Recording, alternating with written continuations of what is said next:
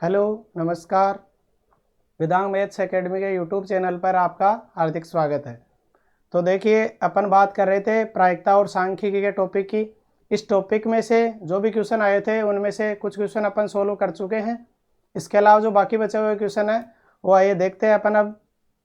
तो इनके अंदर देखो, अपने को पहला क्वेश्चन दिया हुआ है। इसमें दिया हुआ कि यदि n पर्यवेक्षणों का माध्य वर्ग विचलन -1 के सापेक्ष 7 और 1 के सापेक्ष 3 है, तो इन पर्यवेक्षणों का मानक विचलन क्या होगा। तो देखिए, सबसे पहले अपन क्या करते हैं कि मानक विचलन देखते हैं कि माध्य वर्ग विचलन देखते हैं कि माध्य वर्ग विचलन का फॉर्मूला क्या होता है। बिंदु ए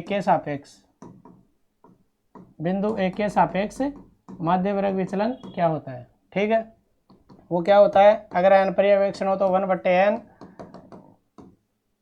i = 1 to n xi - a का स्क्वायर, ये होता है माध्य वर्ग विचलन। अब देखो, अपने को प्रसरण भी एक होता है कि प्रसरण का अंडर रूट ही मानक विचलन होता है। अपने पास प्रसरण कैसे दिया जाता है, सिग्मा स्क्वायर। इसका फॉर्मूला होता है xi square i = 1 to n बट्टे n minus summation of xi i = 1 to n बट्टे n का होल स्क्वायर। ठीक है।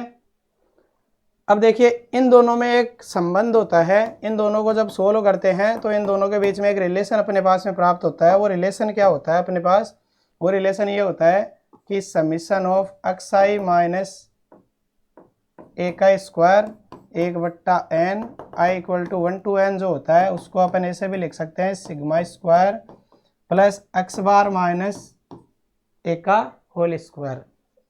मतलब कि जो माध्य वर्ग विचलन है उसको अपन प्रसरण के पदों में ऐसे लिख सकते हैं sigma square plus x bar minus a का होल स्क्वायर। और इसी संबंध से अपन क्या करेंगे, इस प्रश्न को हल करेंगे।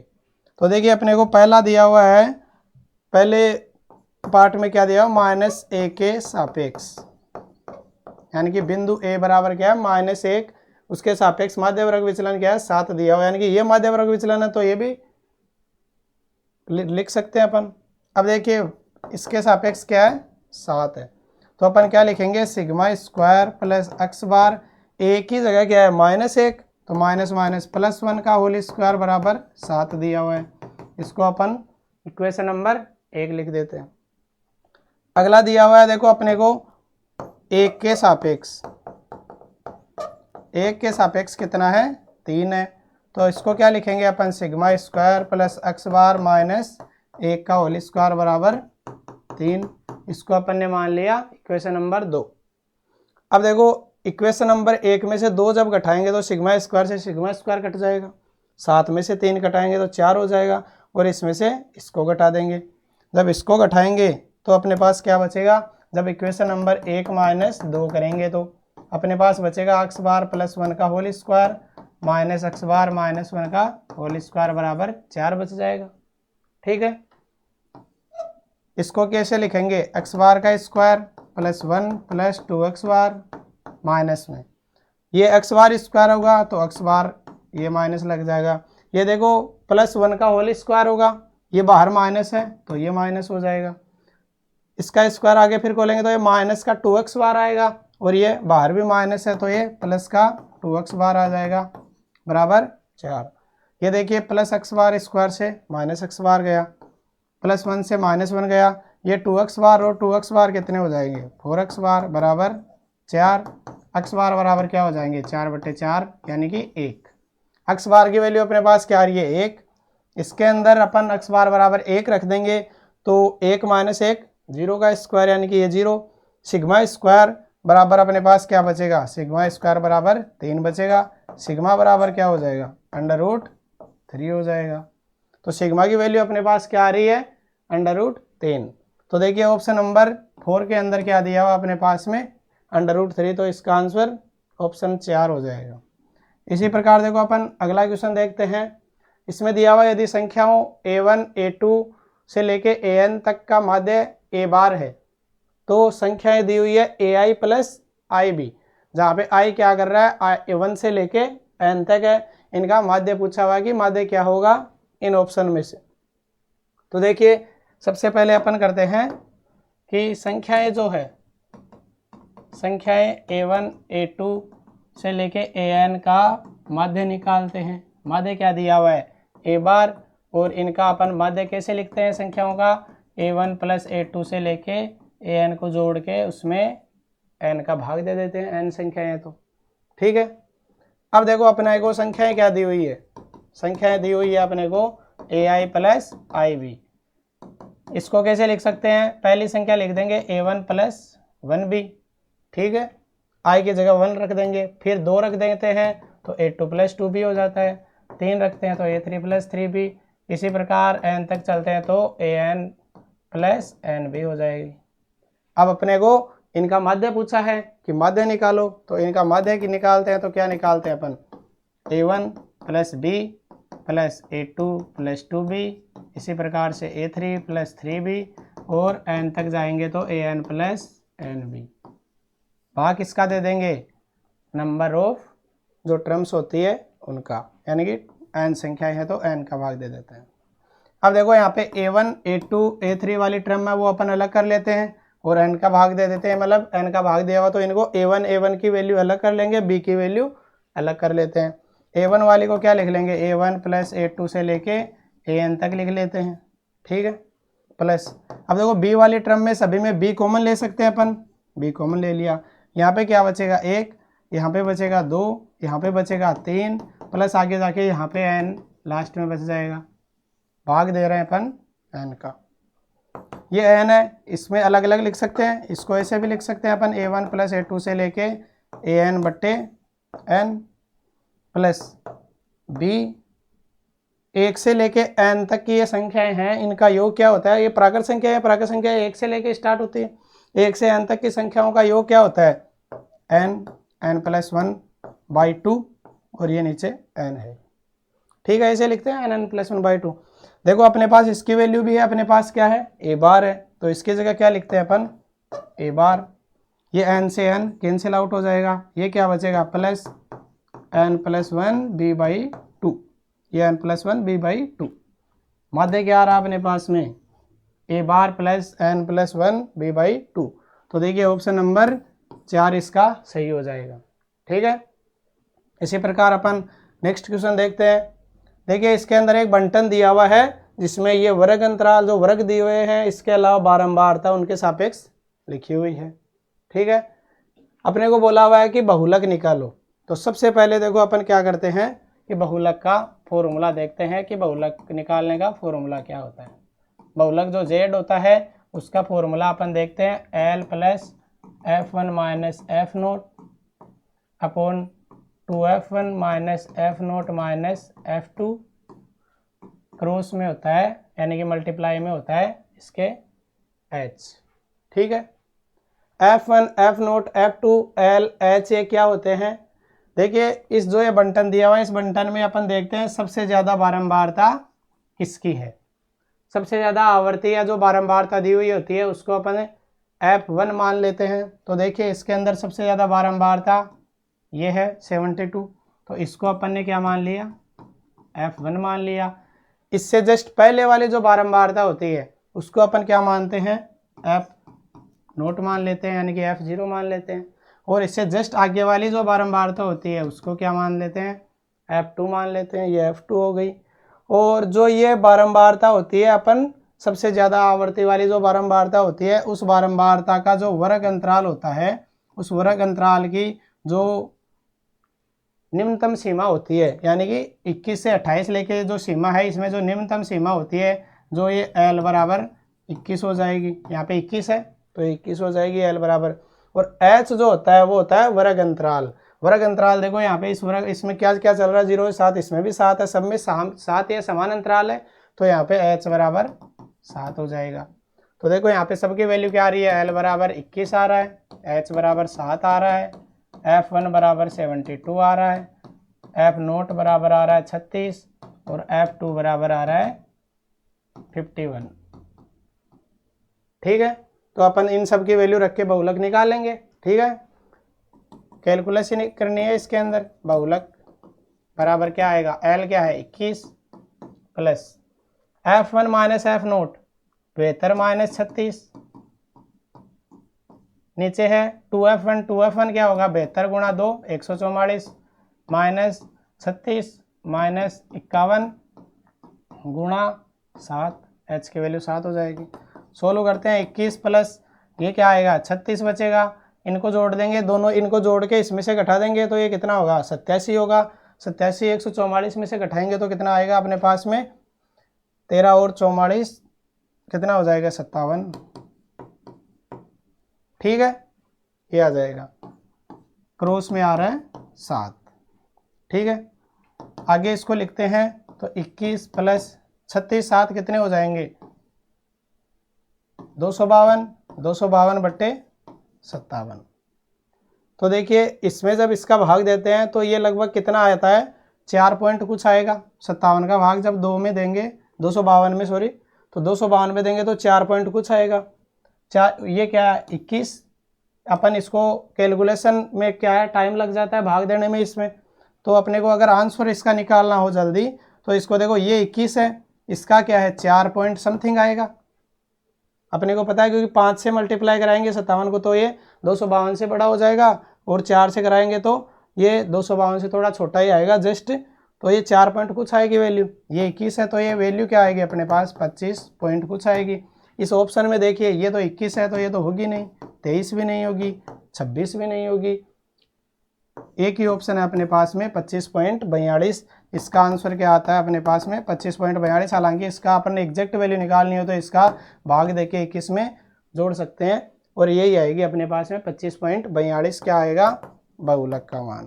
तो इसका आंसर क्या हो जाएगा अपने पास ऑप्शन नंबर 3।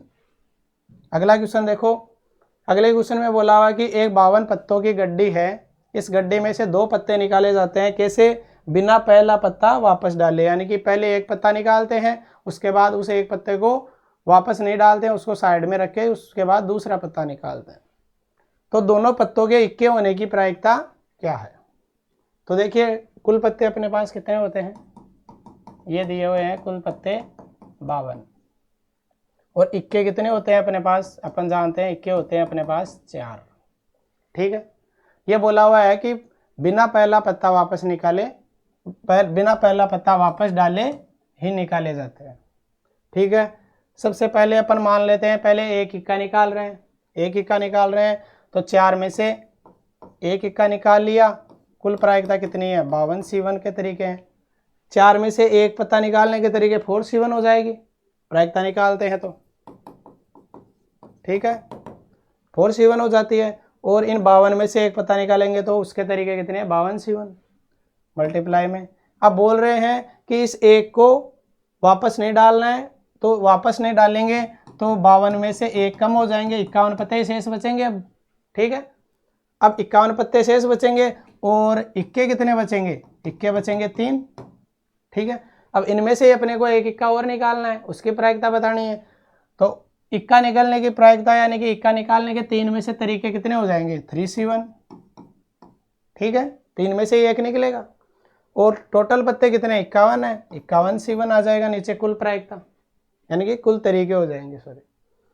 तो अब इसको सोल्व करते हैं तो क्या आता है n C1 क्या होता है n, तो 4 C1 ये 4 हो जाता है, नीचे 4/52, ये 3 C1 का 3, 51 C1 का 51 हो जाता है।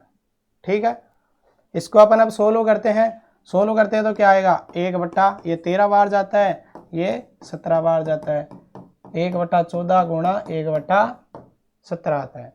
इन दोनों को जब गुणा करेंगे तो ये आएगा 1/221, ये इसकी क्या आ जाएगी प्रायिकता आ जाएगी।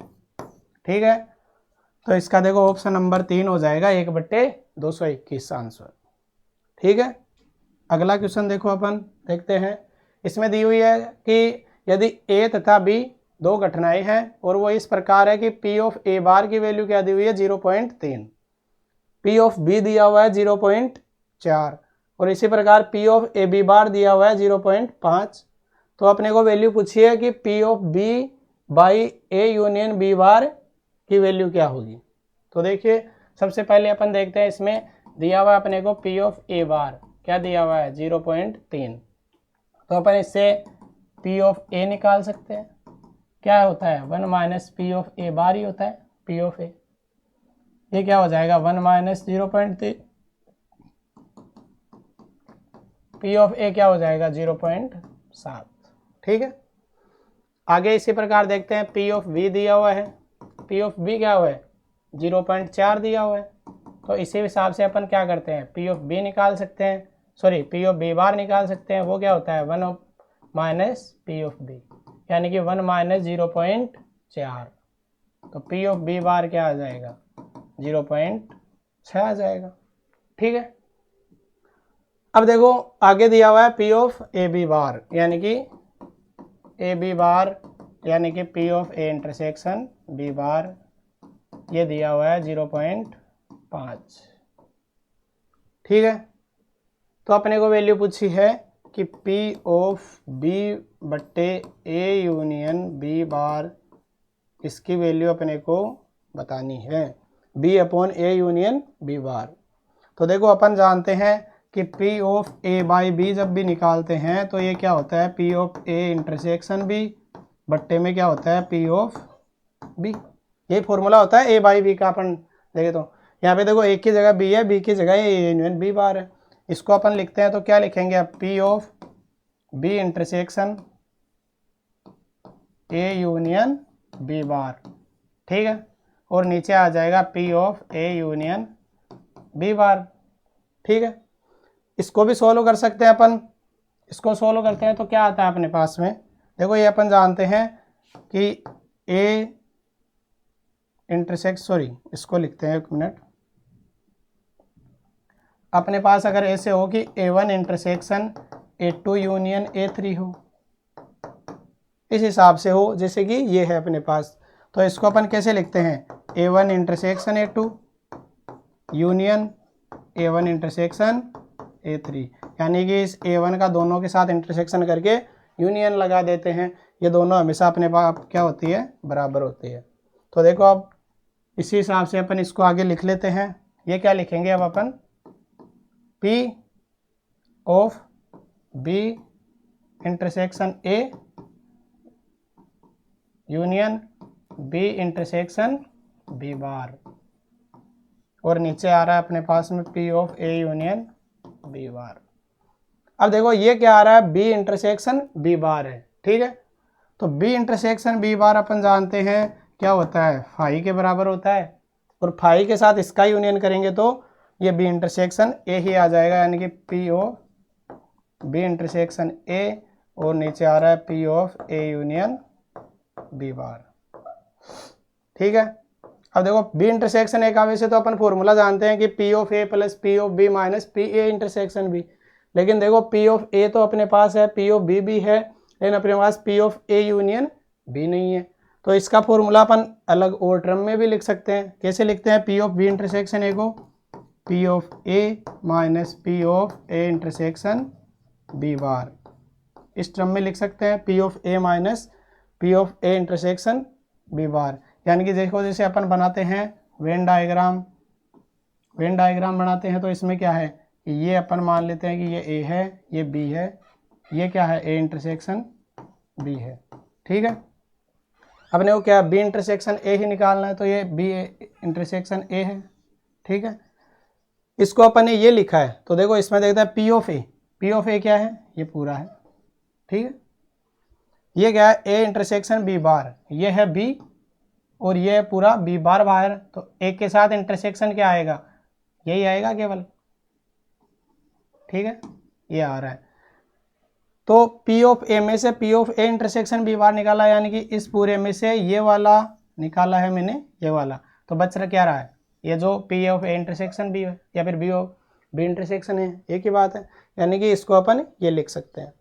इसी हिसाब से P of A union B बार है, तो इसको भी अपन लिख सकते हैं P of A plus P of B bar minus P of A intersection B बार, ऐसे लिख सकते हैं।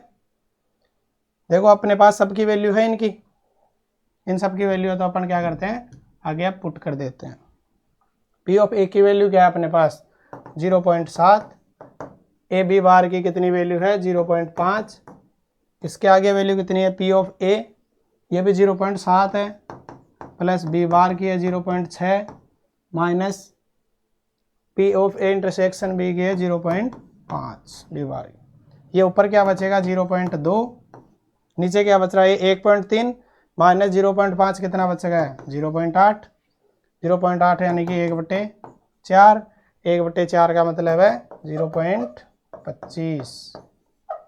ठीक है, ये अपना आंसर आ रहा है। तो देखो प्रायिकता जो अपन ने निकाली है P of B upon A union B बार की, ये 0.25 आ रही है, ऑप्शन नंबर 3। अगला क्वेश्चन देखो, अपन देखते हैं। अगले क्वेश्चन में दिया हुआ है कि मान लीजिए summation of x i square, जहाँ पे आई क्या है 1 से 11 तक है, का मान दिया हुआ है कि 990 है। अब दिया होगी यदि x1 x2 से लेके x11 का माध्य कैपिटल M है और मानक विचलन दिया हुआ कि सिग्मा है, तो ये पूछा हुआ है कि m square plus sigma square का मान क्या है। तो इस क्वेश्चन में देखो अपने को क्या दिया हुआ है, summation of i equal to 1 to n x i square बराबर दिया हुआ है कि 990 है।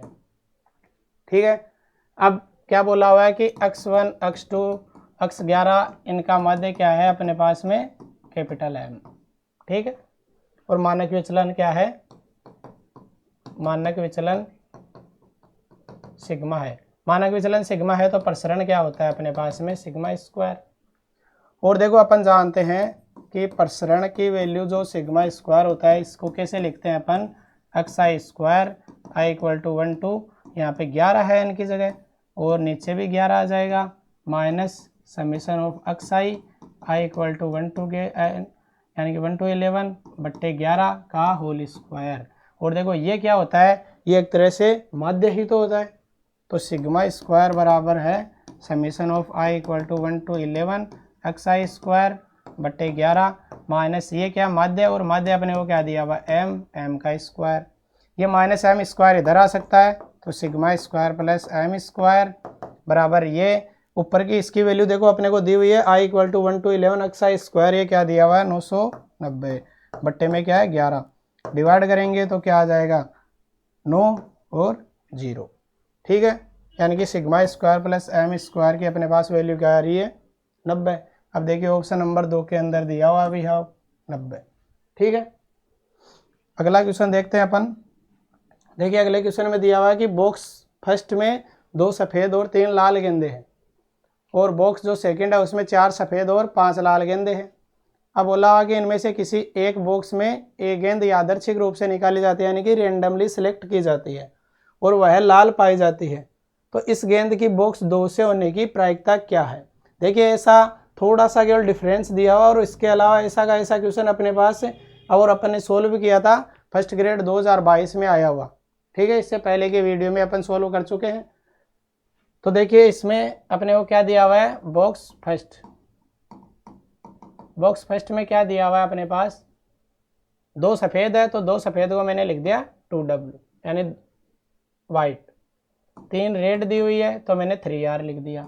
सेकंड बॉक्स है, सेकंड बॉक्स के अंदर वाइट गेंद कितनी है 4, तो मैंने 4W लिख दिया और 5R लिख दिया कि 5 रेड है। अब बोला हुआ कि इनमें से किसी एक बॉक्स से गेंद यादृच्छिक रूप से निकाली जाती है। अब देखो मैं यहाँ पे ये मान रहा हूँ कि घटना E1 जो है, E1 घटना में मान रहा हूँ कि बॉक्स फर्स्ट में से गेंद निकालने की प्रायिकता, यानी कि घटना बोल रहे हैं तो घटना बॉक्स फर्स्ट में से गेंद निकालना, तो प्रायिकता क्या हो जाएगी इसकी P ऑफ E1, यानी कि बॉक्स फर्स्ट में से गेंद निकालने की प्रायिकता। देखो बॉक्स कितने 2 है, 2 में से बॉक्स फर्स्ट में से गेंद निकलने की प्रायिकता क्या हो जाएगी 1/2, क्योंकि 2 ही बॉक्स है, 2 में से फर्स्ट में से निकलने की प्रायिकता 1/2। इसी हिसाब से घटना E2 क्या मान रहा हूँ मैं, घटना E2 के लिए बोल रहा हूँ कि बॉक्स सेकंड में से गेंद निकालना, तो P ऑफ E2 क्या हो जाएगा अपने पास, ये भी 1/2 हो जाएगा। अगर बॉक्स सेकंड में से निकालने की प्रायिकता पूछे और 2 ही बॉक्स है तो कुल बॉक्स है 2 और बॉक्स सेकंड में से निकालने की प्रायिकता हो जाएगी 1/2। अब देखो E क्या मानते हैं अपन, E एक जो घटना मानते हैं वो क्यों, जो अपने को दी हुई है, ये दिया हुआ कि वह लाल पाई जाती है, जो गेंद निकालते हैं वो अपने को लाल मिलती है, तो अपन E घटना मानते हैं कि लाल गेंद निकलने की घटना है,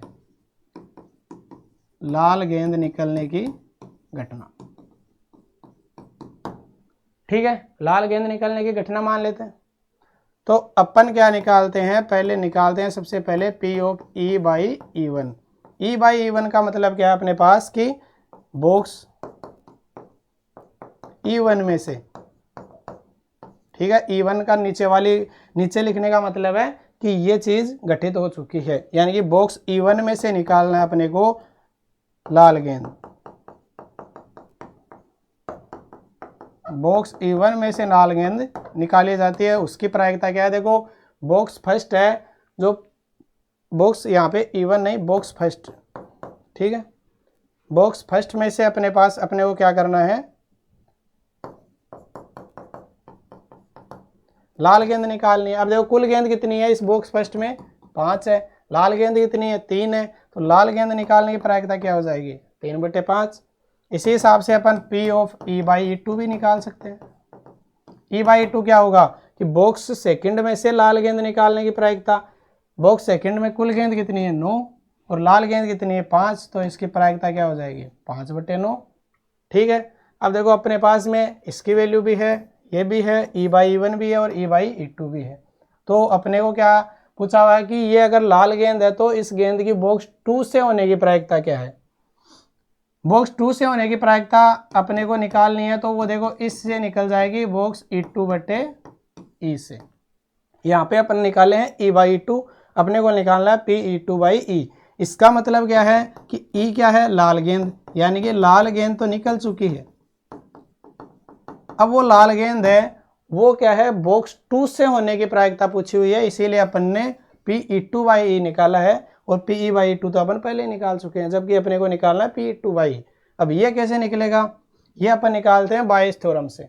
बायस थ्योरम से अपन क्या लिख सकते हैं, P E2/E बराबर, इसको फॉर्मूला है P E/E2 dot P E2, और नीचे लिखते हैं अपन कुल प्रायिकता। कुल प्रायिकता का मतलब है P E/E1 dot P E1 plus P E/E2 dot P E2, ठीक है। P E/E2 क्या आ रहा है अपने पास में 5/9, P E2 क्या है 1/2, E/E1 क्या आ रहा है अपने पास 3/5, ये 1/2 है, प्लस 5/9 क्रॉस ये 1/2 है, ठीक है, यही है सब, 3/5 और 1/2 यही है, ठीक है। इनको सॉल्व करते हैं, इसको ऊपर करेंगे तो 5, ये 9 से 2 बार मल्टीप्लाई होगा तो 5/18, नीचे है ये 3 और ये 10, 3/10 प्लस 5/18, इनका एलसीएम लिखते हैं, क्या आएगा 5/18 बटे इसका एलसीएम 90, तो 10 का 9 बार जाएगा, 9 3 27, और इसी हिसाब से 18 का 5 बार जाएगा तो 5 5 25, क्या हो जाएगा इसका 5/18 बट्टे 27 और 25 52/90। इसको आगे सोल्व करेंगे तो इसको ऊपर ले जाएंगे तो ये मल्टीप्लाई में चला जाएगा और संख्या उल्टी हो जाएगी, यानी कि 90/52 आ जाएगा। 18 से ये 5 बार कट जाता है, 5 5 25 और 25/52, और ये अपने पास किसकी वैल्यू आ गई P E2/E। E2/E का मतलब है कि वो जो लाल गेंद है, लाल गेंद बॉक्स सेकंड में से निकलनी चाहिए, उसकी प्रायिकता है 25/52। तो देखिए ऑप्शन नंबर 1 के अंदर अपने को दिया हुआ भी है 25/52, ठीक है। अब अगला क्वेश्चन देखो, देखते हैं अपन। ये दिया हुआ है कि दो घटनाओं A और B के लिए P ऑफ A बराबर दिया हुआ है कि P ऑफ A/B बराबर है 1/4 और P ऑफ B/A बराबर है 1/2। 3 प्रायिकता दी हुई है, तो अपने को इन चारों में से बताना है, 4 में से बताना है कि कौन सा सही है। यह अनुत्तरित प्रश्न का अगर उत्तर नहीं देना होता है एग्जाम में तो, ठीक है, इन चारों में से बताना है कौन सा सही है। तो देखो अपने को सबसे पहले दिया हुआ है P ऑफ A बराबर 1/4, P ऑफ A/B दिया हुआ है 1/4, P ऑफ B/A दिया हुआ है क्या 1/2। पहले ऑप्शन के अनुसार देखते हैं तो अपने को क्या दिया हुआ है, देखो P ऑफ A/B का बार पूछा हुआ है, यानी कि A बार नहीं है, ये A/B का होल में बार है, ठीक है। तो इसको कैसे निकालते हैं, जैसे P ऑफ A बार निकालते हैं तो क्या लिखते हैं अपन P1 minus P of A/B, ठीक है। P ऑफ A बटा बी की वैल्यू क्या दी हुई है 1/4, 1 माइनस 1/4 क्या 3/4, यानी कि P of A by B का बार है, इसकी वैल्यू है 3/4। तो देखिए पहला ऑप्शन बोल रहा है विद्यमान नहीं है, जबकि अपने पास तो विद्यमान है। और ऑप्शन 3 में देखो इसकी वैल्यू भी दी हुई है 3/4, तो इसका ऑप्शन नंबर 3 सही हो जाएगा। अब इसमें देखो ऑप्शन नंबर अगर 2 भी चेक करना हो कि ए और बी आश्रित घटना है यानी कि डिपेंडेंट है या नहीं है, वो चेक करते हैं। तो ये चेक करने के लिए अपन ये चेक कर सकते हैं इसमें कि P of A intersection B बराबर P of A dot P of B है या नहीं है। अगर ये है तो ये क्या है इंडिपेंडेंट है, और अगर ये इक्वल नहीं है तो ये आ जाती है डिपेंडेंट। और यहाँ पे जब इसको सोल्व करेंगे तो ये बराबर ही आएगी।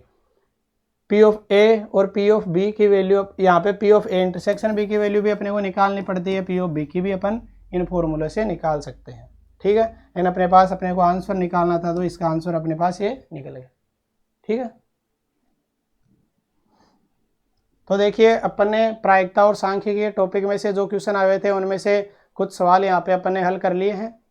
और आपको यदि इन टॉपिक में से कोई भी क्वेरी हो या फिर इन क्वेश्चन के अलावा और भी कोई क्वेश्चन हो जो आपसे सोल्व नहीं हो रहा है, तो आप टेलीग्राम ऐप पर वेदांग मैथ्स एकेडमी के नाम से चैनल बनाया हुआ है, और उसके साथ ही एक डिस्कशन ग्रुप भी है जिसमें आप अपनी क्वेरी रख सकते हैं।